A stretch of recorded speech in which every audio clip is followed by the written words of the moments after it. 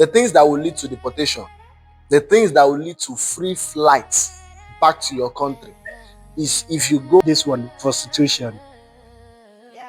Here in Kuwait, there's nothing like a call girl. Don't do a prostitute work.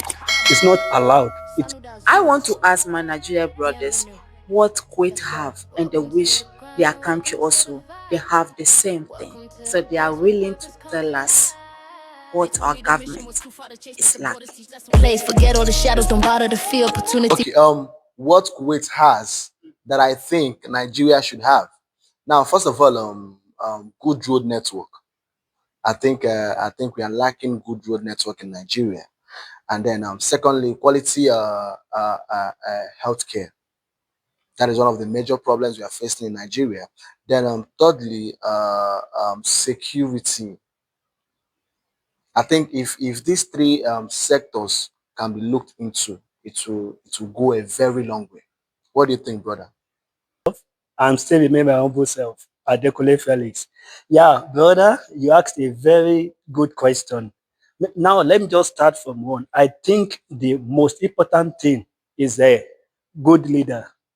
When you have a good leader, you can do everything easily.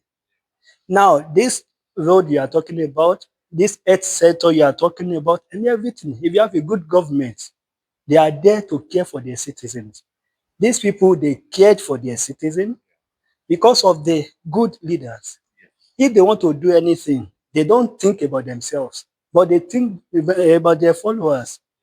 So now, if we can do like that, Nigeria will be moving forward. Although here also, we also have bad roads, but not now too popular. In Nigeria, we have good roads also, but not too popular. We have a lot of bad roads ahead of good roads in Nigeria. But here, we have a lot of good roads ahead of bad roads here. So now in Nigeria also, this health center we are talking about in some states also, they still have some good health facilities, but we can compare them with this here in Kuwait. But security in Nigeria, we are minus 100%, minus. But here, they are just awesome. You can be walking freely. I can remember, okay, like yesterday, I was coming back from work around after 12. Nobody stopped me. Nobody is saying, okay, hold on there. Bring this, bring that, your mobile. No, that security is there. They are everywhere, most of the places, most of the houses, you will see the camera. But in Nigeria, it's only for the wealthy people. Now, we can't afford it. Sorry, what is it called? This our government. They're supposed to be there doing everything for us. Okay, during the election, they will come to us, come and vote, come and do this, come and do that. But at the end of the day, after the election, they will lock their door. But here, there's nothing like an election, or everything is going on freely. So, my brother, can we say election is a problem we are facing in Nigeria, or what? Talk about this religion tolerance. The way people are tolerating themselves in terms of religion here, it's very fine. You will see Muslim, Christian, staying together, living together, doing things together, eating each other's food without any issue.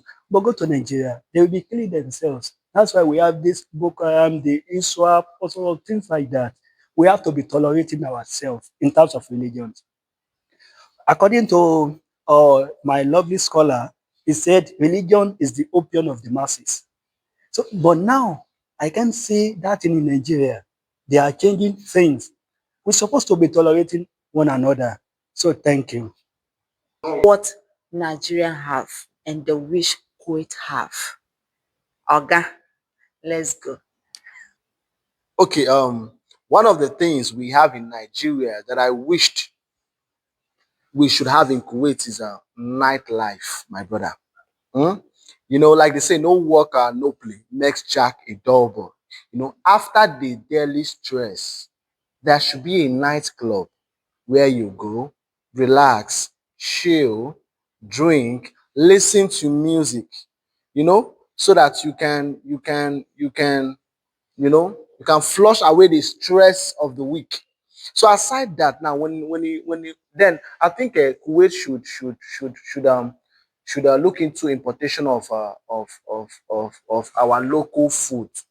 What do you think about that? Yeah. I think it's nice, like in the street of Nigeria, we have something we call akara. We have pap, we have our local food. So if Kuwait will look into importation of those stuffs down down here in Kuwait, that will be very nice because we all know that Kuwait is a country where the 70% are immigrants and the 30 are citizens.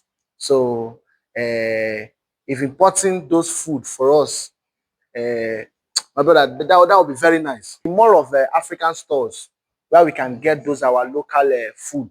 I think that would be better. That would be very good. Oh, I really appreciate you. No problem. Just go and see no more. Yeah. So back to the question. Yeah, the way she asked that question, well, what do we even have in Nigeria that we want this Kuwaiti to have here? Now I can remember at least now in kind of food now we are at least you can say we are trying. Because like few days ago when I was cooking in the kitchen, one lady just came in, one white lady came in. Ah, are you preparing fufu? I said, wow, do you know fufu? It's not, but although it's not fufu, it's fufu. Do you know fufu? She said, yes, yes, that white one. I said, okay, that's good. This is not fufu, this is wheat. She loves fufu. So at least if we can be marketing our food like that, it will help Kuwaiti very well. Because I can't say they are too strong, I can't say they are not too strong. But when you are eating fufu, you will be strong. You have more energy to do anything you want to do. So, yes.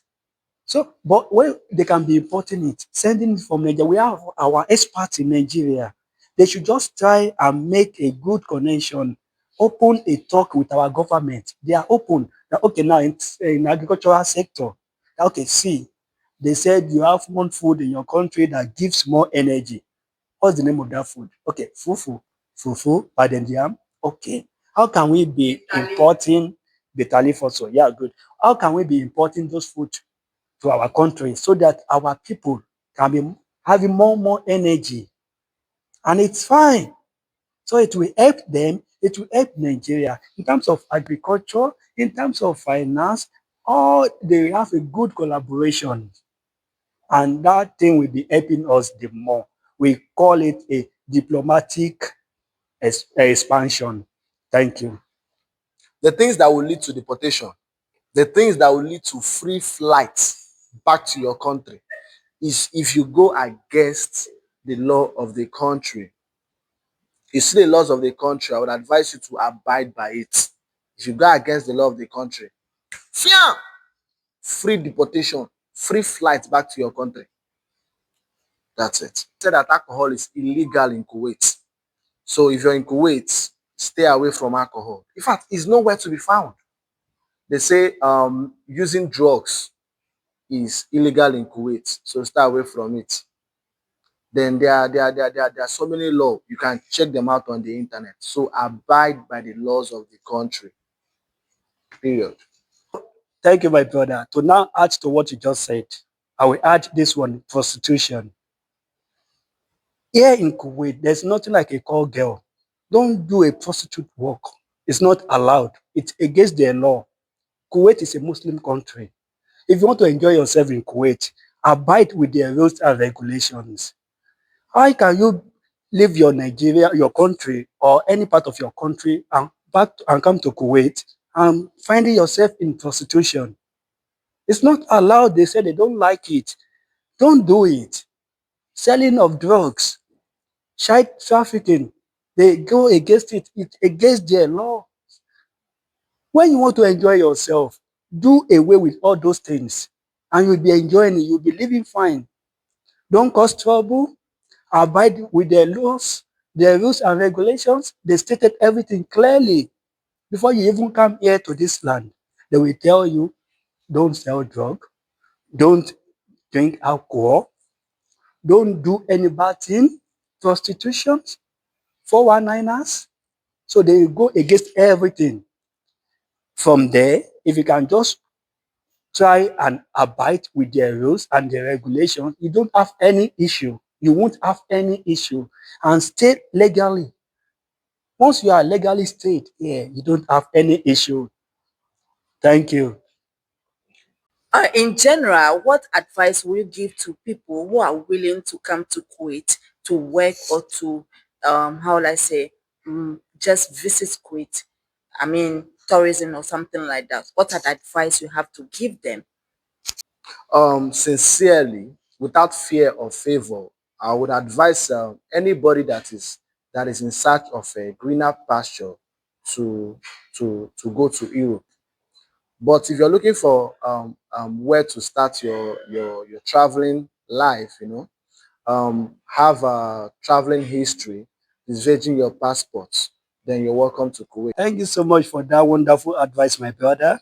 So, to me, I can still tell people to come to Kuwait. Once you know that you don't have enough money to go to Europe, America, Canada, please, you are welcome here in Kuwait. From Kuwait, you can channel yourself to another country. But when you are coming to Kuwait, have a target that, okay, let me just come and spend 3 years in Kuwait or 2 years in Kuwait. Let me save up, and from here, I just dash to another country. Because if you want to make this place your home, if you want to stay here for like 50, 60, 70 years, my dear brother and sisters, no, no, you are missing it up. The only thing about you is for you to just spend at worst, set up your target that I want to spend like 2, 3 years here in Kuwait. The money you gathered, go to another country, go and develop yourself, go and set up a new life. Yeah. Believe That's in it. your So craft. please, I want everybody Watch the to world respond. subscribe, This is your share moment, your to this my platform, your bond. lovely sisters I'm and Saraphina, SLTV. Straight to the world. Stay Selection. motivated. Stay winning. Thank you. Peace. Subscribe, likes, comment, and share.